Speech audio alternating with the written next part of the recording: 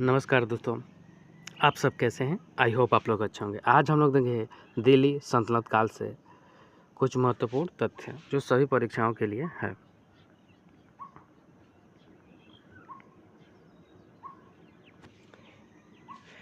दिल्ली सल्तनत के काल में कुल मिलाकर 5 वंशों का शासन रहा। सल्तनत काल गुलाम वंश का शासनकाल 1206 ईस्वी से लेकर 1290 ईस्वी तक। खिलजी वंश का शासन 1290 से 1320 ईस्वी तक। तुगलक वंश का शासनकाल 1320 से 1412 ईस्वी तक। सैयद वंश का शासनकाल 1414 से 1451 ईस्वी तक। और लोदी वंश का शासक 1451 ईस्वी से 1526 ईस्वी तक रहा।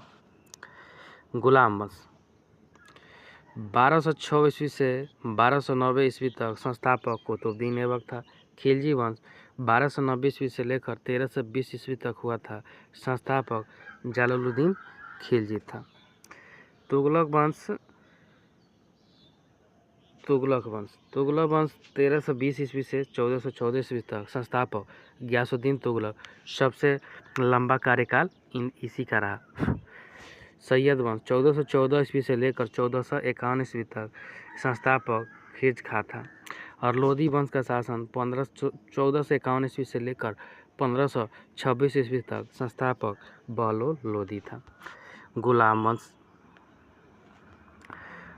वंश की स्थापना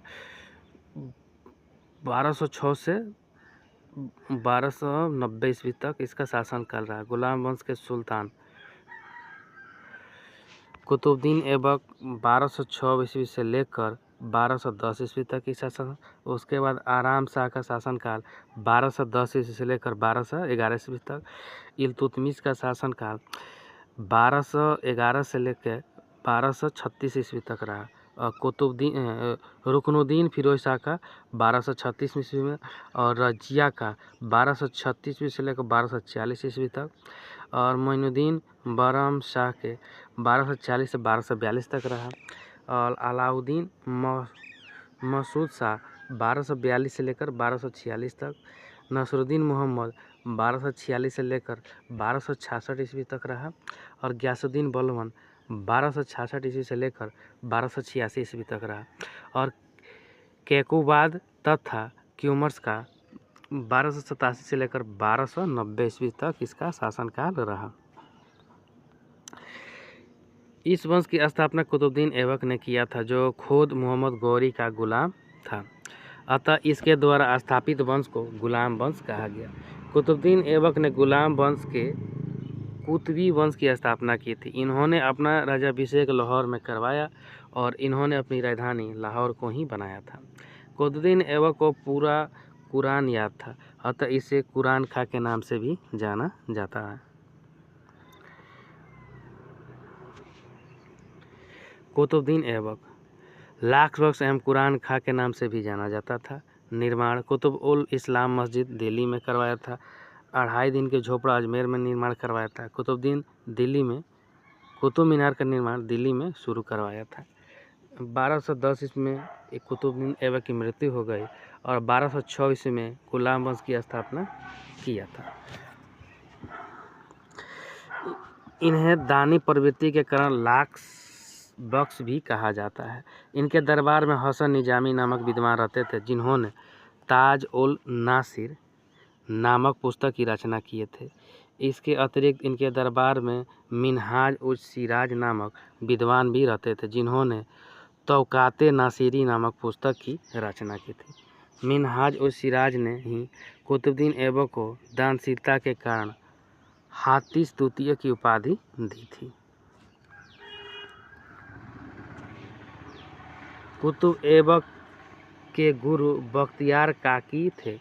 इन्हीं के याद में उन्होंने दिल्ली में कुतुब मीनार का नींव रखा, किंतु निर्माण कार्य पूरा होने से पहले कुतुबुद्दीन ऐबक की मृत्यु हो गई। अतः कुतुब मीनार का निर्माण पूरा कराने का श्रेय इल्तुतमिश को जाता है। तूफान के कारण क्षतिग्रस्त हुए मीनार के कुछ भागों की मरम्मत फिरोज शाह तुगलक एवं सिकंदर लोदी ने करवाया था। प्रयोग नमाज अदा करने के लिए किया जाता था। कुतुबुद्दीन ऐबक ने दिल्ली में कुवल उल इस्लाम मस्जिद का निर्माण करवाया। इसके अतिरिक्त अजमेर में 2.5 दिन का झोपड़ा का भी निर्माण मस्जिद का निर्माण भी करवाया था। 1210 में चौगान या पोलो खेलने के दौरान घोड़ा से गिर कुतुबुद्दीन ऐबक की मृत्यु हो गई। ऐसा माना जाता है कि ऐबक के काल में शेर और बकरी एक ही घाट पर पानी पीता था। कुतुबुद्दीन ऐबक की मृत्यु के बाद दिल्ली सल्तनत का अगला शासक आराम शाह बना, जो 1211 ईस्वी में इल्तुतमिश ने इसे हटाकर अपने शासक को घोषित किया था। इल्तुतमिश 1211 ईस्वी से लेकर 1236 ईस्वी तक कुतुब मीनार का निर्माण पूरा करवाया। 40 गुलाम सरदारों के गठन के तुर्कान ए चहलगानी के गठन किया। टंका या चांदी किया तथा जिंतल तांबे का नामक सिक्का चलवाया। एकता व्यवस्था शुरू की और 12 से 11 ईस्वी में राजधानी लाहौर से दिल्ली स्थानांतरित किया था। यह कुतुबुद्दीन ऐबक का गुलाम था, जिसे बाद में ऐबक ने अपना दामाद भी बना लिया था। इसके द्वारा स्थापित वंश को इलवरी वंश कहा गया। इल्तुतमिश को दिल्ली सल्तनत का वास्तविक संस्थापक कहा जाता है, क्योंकि इन्होंने अपना शासन काल के दौरान सभी विरोधियों को पराजित कर दिया था। प्रशासनिक और राजनीतिक सुधार भी किए थे। इतना ही नहीं, 1229 में इन्होंने बगदाद के खलीफा सुल्तान बनने का वास्तविक प्रमाण पत्र खिलअत भी प्राप्त किया था।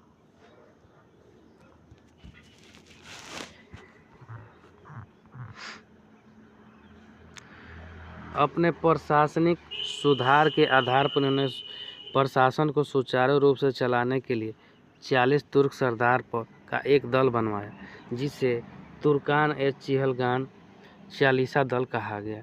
मुद्रा व्यवस्था में सुधार करते उन्होंने शुद्ध अरबी प्रसिद्धि का 2 सिक्का टंका एवं जितल को प्रारंभ किया। टंका चांदी का सिक्का था, जबकि जितल तांबा का सिक्का। इस तरह से मुद्रा व्यवस्था में सुधार करने वाला दिल्ली सल्तनत का प्रथम सुल्तान इल्तुतमिश था। इल्तुतमिश ने कुतुब मीनार का निर्माण पूरा कराया और राजधानी दिल्ली को बनाया। प्रशासनिक व्यवस्था में सुधार करते उन्होंने एकता व्यवस्था प्रणाली को भी प्रारंभ किया।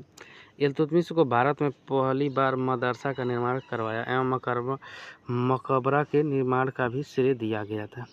इन दोनों का निर्माण उन्होंने दिल्ली में करवाया था। अपने शासनकाल के दौरान ही उन्होंने अपना उत्तराधिकारी रजिया को घोषित किया। 1236 में इल्तुतमिश की मृत्यु हो गई। इनके मृत्यु के बाद तुर्क सरदारों ने पुत्री रजिया को शासक न बनाकर रुकनुद्दीन फिरोज को दिल्ली की सल्तनत का शासन घोषित कर दिया। किंतु रजिया सुल्तान शुक्रवार को नमाज अदा करने के वक्त लाल वस्त्र पहनकर दिल्ली की जनता से न्याय की भीख मांगी और दिल्ली की जनता ने रजिया का साथ दे दिया और रुकनुद्दीन फिरोज को हटाकर दिल्ली सल्तनत का अगला सुल्तान रजिया को घोषित कर दिया। नोट: तराइन का तीसरा युद्ध 1215 ईस्वी में हुआ था, जिसमें इल्तुतमिश ने अपने प्रतिद्वंदी एल्दरोज को पराजित किया था। इल्तुतमिश के शासनकाल में जलालुद्दीन मांगबरनी का पीछा करते करते मंगोल आक्रमणकारी चंगेज खान दिल्ली तक आ पहुंचा, किंतु इल्तुतमिश ने बड़े ही सूझबूझ पर परिचय देते हुए जलालुद्दीन मंगवी को दिल्ली से वापस भेज दिया और दिल्ली को सुरक्षित कर लिया।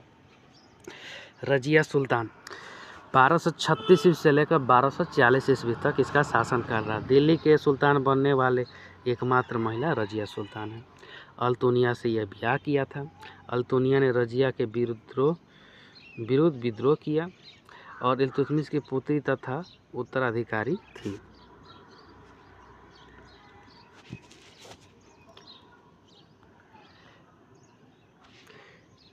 रजिया सुल्तान दिल्ली सल्तनत के साथ साथ पूरे मध्य काल की पहली शासिका थी। रजिया सुल्तान इस्लाम धर्म के विरुद्ध महिला होकर पुरुष की तरह कोट और टोपी पहनकर दरबार आने लगी। इसका तुर्क सरदारों ने विरोध करने लगा। इन विरोधियों में सबसे महत्वपूर्ण तवर हिंद के इकतदार मालिक अल्तुनिया का विरोध किया था, जिसे दबाने के लिए रजिया सुल्तान 1240 में खुद अपने ही नेतृत्व में सेना के लेकर दिल्ली के प्रशासन को मालिक याकूत के नेतृत्व में सौंपते हुए निकल पड़ी। भटिंडा नामक स्थान पर रजिया एवं मलिक अल्तुनिया के बीच युद्ध हुआ, जिसमें रजिया अपने आप को पराजित होते देखकर मलिक अल्तुनिया से विवाह कर ली। दोनों विवाह के पश्चात जब दिल्ली की ओर लौट रहे थे तो कैथल नामक स्थान पर कुछ डाकुओं के द्वारा दोनों की हत्या कर दिया गया।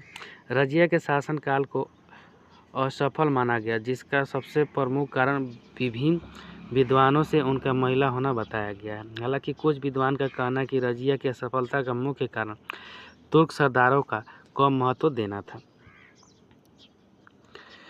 उसके बाद बहराम शाह का शासनकाल 1240 ईस्वी से लेकर 1242 ईस्वी तक रहा। 1242 ईस्वी में अलाउद्दीन मसूद शाह शासक बना, जिसका शासनकाल 1242 ईस्वी से लेकर 1246 ईस्वी तक रहा। 1246 ईस्वी में नसरुद्दीन मुहम्मद दिल्ली सल्तनत का अगला शासन बना। इसका शासनकाल 1246 ईस्वी से लेकर 1266 ईस्वी तक रहा। इन्होंने अपने वजीर के पद प्रधानमंत्री पद पर बलवन की नियुक्ति की, जो धीरे धीरे अपने शक्ति को मजबूत करने लगा और 1266 ईस्वी में नसरुद्दीन मोहम्मद की मृत्यु के पश्चात दिल्ली सल्तनत का अगला शासन बन गया। बलवन का शासनकाल 1266 ईस्वी से लेकर 1288 ईस्वी तक रहा। बलवन जी से इलाही की उपाधि धारण की तथा स्वयं को नियामत खुदाई कहा। ईरानी परंपरा सिजदा और पैबोस को लागू किया, नैरोज त्यौहार मनाना शुरू किया और लॉ एवं रक्त नीति अपनाई। तुर्कान ए चहलगानी को समाप्त कर दिया। वास्तविक नाम बहाउद्दीन था। बलवन का मूल नाम बहाउद्दीन उलुग खां था, जिसे नसरुद्दीन मुहम्मद ने बलवन की उपाधि दी थी।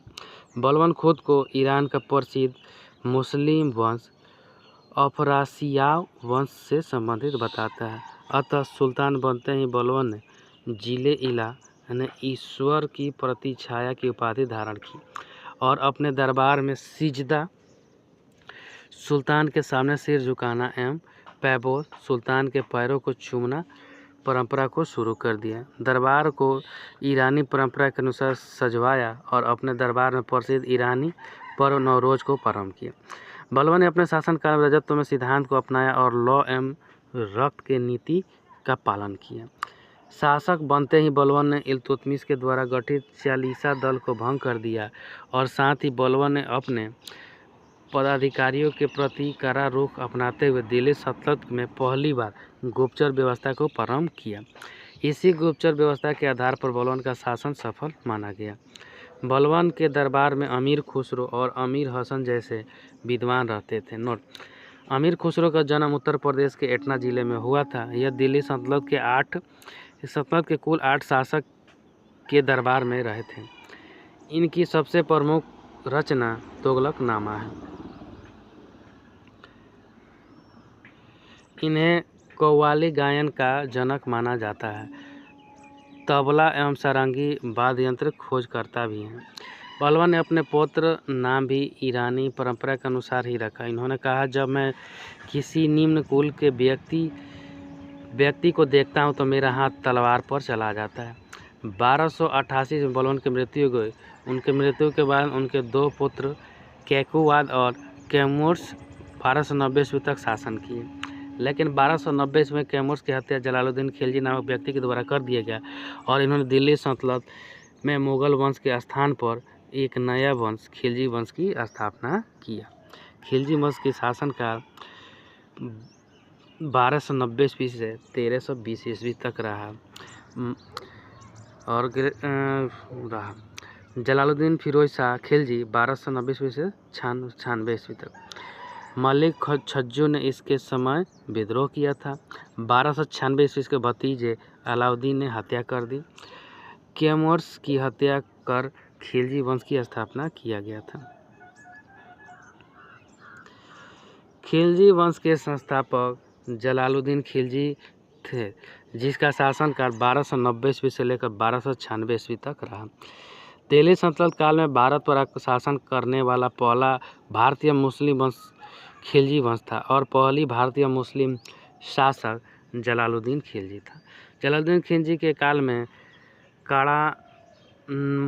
काड़ामानिकपुर में मलिक छज्जू ने विरोध कर दिया, जिसे अली गुरसप अलाउद्दीन खिलजी ने विद्रोह को दबा दिया। अलाउद्दीन खिलजी ने अपनी राजधानी किलखोरी को बनाया। जलालुद्दीन खिलजी ने अपना पहला सैन्य अभियान दक्षिण भारत के शासक रामचंद्र देव के खिलाफ किया, जो देवगिरी के शासक थे। इसमें रामचंद्र देव की पराजय हो गई। इस अभियान का नेतृत्व अलाउद्दीन खिलजी ने किया था। अलाउद्दीन खिलजी 1296 ईस्वी से 1213 ईस्वी तक रहा।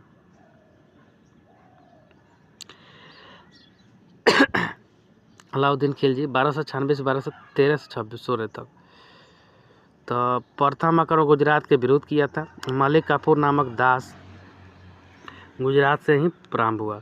प्रारंभ किया गया कार्य भूमि पैमाइश करा कर लगान वसूल करना। इस हेतु दीवान ए मुक्तराज नामक विभाग की स्थापना की। बाजार नियंत्रण या मूल्य नियंत्रण की नीति लागू। घोड़ों को दागने और सैनिकों को होलिया लिखने की प्रथा को आरंभ किया। शासक और अभियान गुजरात शासक कर्णदेव, रणथंभौर, हमीरदेव, मेवाड़, रतन सिंह, मालवा, महालक और चलौर, कहलदेव, देवगिरी, रामचंद्र और शंकरदेव, वारांगल, प्रताप रुद्र द्वितीय, द्वार समुद्र, वीर बल्लाल तृतीय, मदुरै, वीर पांड्य और सिकंदर द्वितीय सिकंदर ए शानी की उपाधि धारण किया था। इसका मूल नाम अली गुस्साप था। इन्होंने 1296 में जलालुद्दीन खिलजी की हत्या करके बलवन के द्वारा बनाए गए लाल महल में अपना राज्याभिषेक करवाया। इन्होंने इल्तुतमिश के द्वारा प्रारंभ किए गए एकता व्यवस्था को समाप्त कर दिए और साथ ही 4 अध्यादेश की घोषणा की। प्रथम अध्यादेश के तहत अमीरों पदाधिकारियों को दान में दी गई भूमि को वापस करने की घोषणा किया गया। दूसरे अध्यादेश में गुप्तचर व्यवस्था को मजबूत किया गया एवं वरीद गुप्तचर अधिकारी और मुनहित गुप्तचर की नियुक्ति किया। तीसरे अध्यादेश के तहत जुआ खेलने, मद्यपान करने, शराब पीने पर पूरी तरह से प्रतिबंध लगाया। चौथे आदेश के तहत अमीरों को मिलने जुलने पर पूरी तरह से पाबंदी लगा दिया एवं सार्वजनिक समारोह एवं विवाह संबंध पर रोक लगा दिया। अलाउद्दीन खिलजी के द्वितीय सिकंदर ए शानी की उपाधि धारण की और साथ ही इन्होंने नवीन धर्म प्रारंभ करने की योजना बनाई, किंतु दिल्ली के काजी मुस्लिम धार्मिक गुरु अलाउल मुल्क के कहने पर नवीन धर्म की स्थापना की योजना को त्याग दिया। अलाउद्दीन खिलजी ने खलीफा के पद को मान्यता दिया। शासन बनते ही अलाउद्दीन खिलजी ने 1298 ईस्वी में अपना साम्राज्य विस्तार प्रारंभ करना आरंभ कर दिया। अपना पहला सैन्य अभियान 1298 से गुजरात के शासक राजा कर्णदेव के खिलाफ किया। इस अभियान का नेतृत्व नुसरत खां एवं उलगू खां के द्वारा किया गया। इसी अभियान के दौरान मलिक काफूर नामक एक हिजड़े को 1000 स्वर्ण मुद्रा या दिनारी ने खरीद कर अलाउद्दीन के दरबार में भेज दिया। मलिक काफूर को 1000 दिनारी के नाम से भी जाना जाता है। अलाउद्दीन खिलजी का दूसरा सैनिक अभियान 1321 में रणथंभौर के शासक हमीरदेव के खिलाफ हुआ था। 1303 ईस्वी में अलाउद्दीन खिलजी खुद अपने नेतृत्व में सेना लेकर चित्तौड़ अभियान किए थे। चित्तौड़ के शासक राणा रत्न सिंह थे और महारानी पद्मावती थी। चित्तौड़ अभियान की जानकारी मलिक मोहम्मद जायसी की रचना अवधी भाषा में पद्मावत नामक पुस्तक से मिलती है। इस अभियान में राणा रत्न सिंह भी पराजय हो गई और चित्तौड़ की किला में अलाउद्दीन की सेना के पहुंचने से पहले ही रानी पद्मावती के साथ चित्तौड़ की महिलाओं ने जौहर विधि के द्वारा आत्महत्या कर ली। चित्तौड़ जीतने के पश्चात अलाउद्दीन खिलजी ने इसका नाम बदलकर खिरजाबाद रखा। 1305 ईस्वी में इन्होंने मालवा अभियान किया और यहाँ के शासक मलहक देव को पराजित कर दिया। अलाउद्दीन खिलजी ने अपनी दक्षिण भारतीय अभियान की शुरुआत 1307 ईस्वी में की थी। अलाउद्दीन खिलजी ने अपने दक्षिण भारतीय अभियान की जिम्मेदारी मलिक काफूर को दे दी और 1000 दिनारी के नाम से भी जाना जाता है। अलाउद्दीन खिलजी ने दक्षिण भारतीय अभियान की शुरुआत 1307 ईस्वी में देवगिरी के विरोध किया था। देवगिरी के शासक रामचंद्र देव को इन्होंने पराजित कर दिया। हालांकि वीरता के से प्रसन्न होकर रामचंद्र देव को अपना मित्र बना लिया। उन्हें राय रयान राजाओं का राजा की उपाधि दिया तथा गुजरात के निकट नवसारी की जागीरदारी भी दे दिया। बाद में रामचंद्र अलाउद्दीन खिलजी को दक्षिण भारतीय अभियान के साथ देने का वादा किया। 1309 में अलाउद्दीन खिलजी वारंगल अभियान किया जो तेलंगाना की राजधानी थी। यहाँ के शासक प्रताप रुद्र देव थे जो पराजित हो गए। उन्होंने मलिक काफूर को विश्व प्रसिद्ध कोहिनूर हीरा भेंट किया था। 1310 में अलाउद्दीन खिलजी होयसल अभियान किए और राजधानी द्वार समुद्र और यहाँ के शासक वीर वारंगल तृतीय को पराजित किया। 1310 से 1311 ईस्वी में अलाउद्दीन खिलजी पांड्य वंश की राजधानी मदुरै की पर अधिकार कर लिया।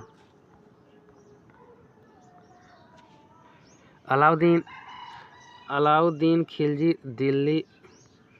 दिल्ली सल्तनत का पहला शासक था जिसने के काल में सर्वाधिक मंगोल आक्रमण हुए। इस आक्रमण से बचने के लिए उन्होंने अपनी राजधानी सीरी की किलाबंदी यानी घेराबंदी करवाया। अलाउद्दीन खिलजी इल्तुतमिश के द्वारा प्रारंभ किए गए एकता व्यवस्था को समाप्त कर दिए। इसके स्थान पर सैनिकों के वेतन कैश सैलरी देना प्रारंभ कर दिया। अलाउद्दीन खिलजी सल्तनत काल का पहला सुल्तान था जिसने अस्थायी सेना की स्थापना किया था। उसके लिए एक अलग विभाग दीवान ए अर्ज की स्थापना किया था। इस विभाग के आधार पर आरजिक ए मुमालिक कहलाता था। इन्होंने अपने सैनिकों को अधिक से अधिक लाभ पहुंचाने के उद्देश्य से बाजार व्यवस्था को लागू किया। बाजार व्यवस्था के लिए अलाउद्दीन खिलजी ने एक अलग विभाग दीवान ए रियासत की स्थापना किया था। दीवान ए रियासत एक राजस्व विभाग था। प्रत्येक बाजार में देखभाल के लिए शहना नामक पदाधिकारी की नियुक्ति की। अलाउद्दीन खिलजी के आर्थिक सुधार की जानकारी बरनी की रचना तारीख ए फिरोजशाही नामक पुस्तक से मिलती है। दीवान ए विजारत एक सबसे महत्वपूर्ण विभाग था। इसके प्रधान वजीर कहलाते थे जो राजा की अनुपस्थिति में उन्हें कार्यों का संचालन करना था। अर्थात सुल्तान के बाद दूसरा सर्वोच्च पद वजीर का ही होता था।